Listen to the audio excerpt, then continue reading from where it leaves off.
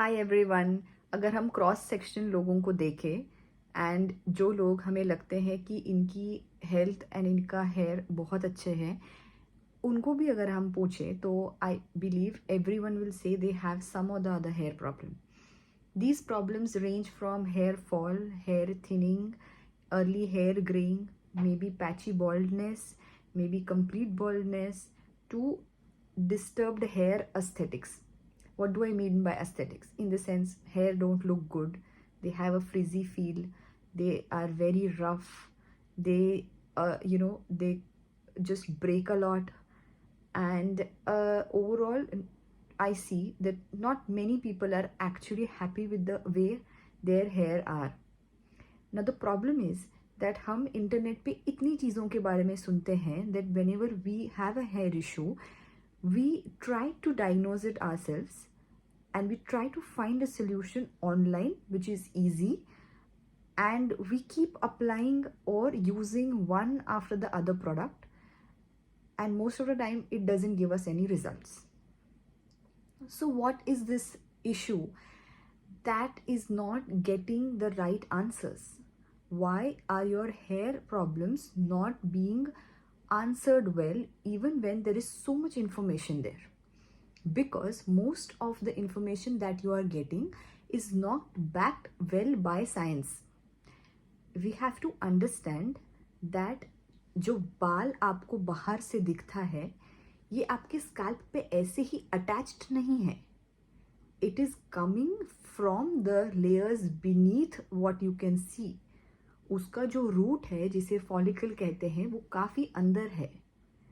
And your hair growth or your hair fall that happens because this root, this follicle, this entire stem cell network, this matrix there is affected. What comes out is the hair shaft.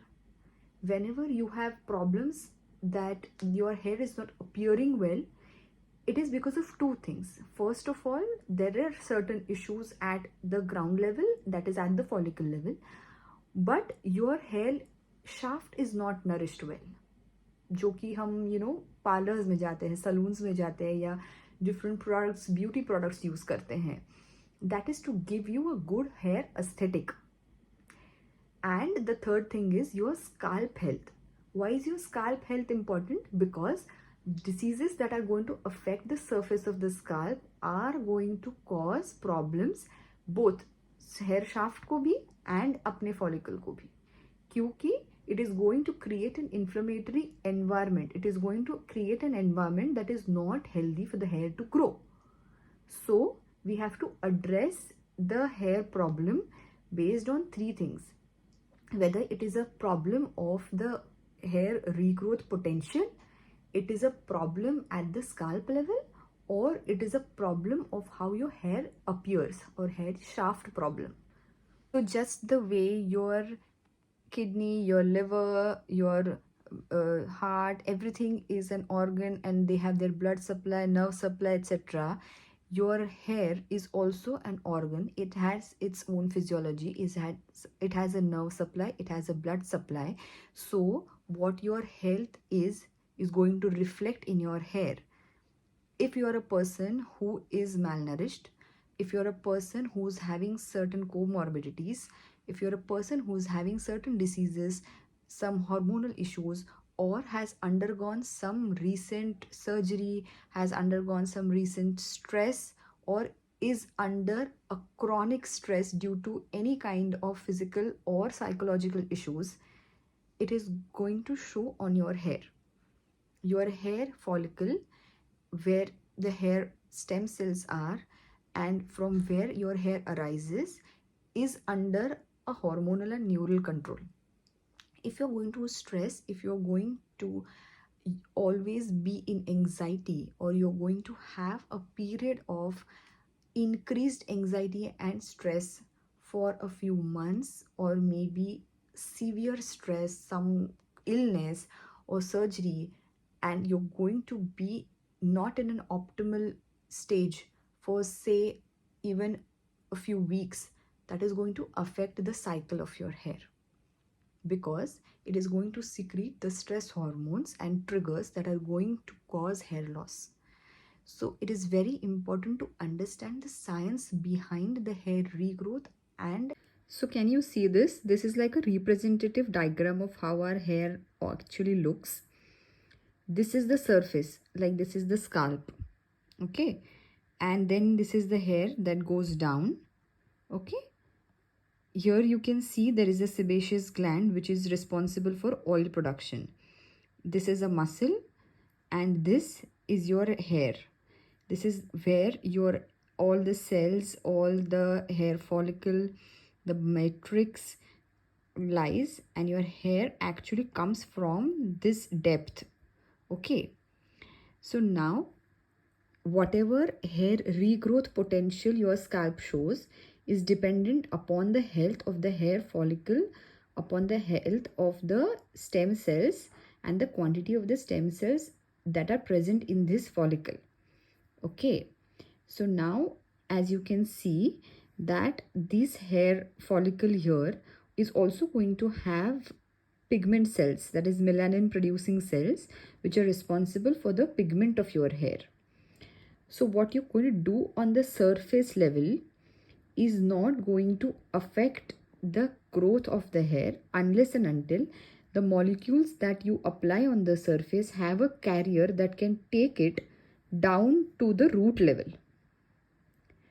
So either you address hair regrowth right here, or you put something on the scalp with a molecule present in it that can take it down to its root, and then that can help in hair production.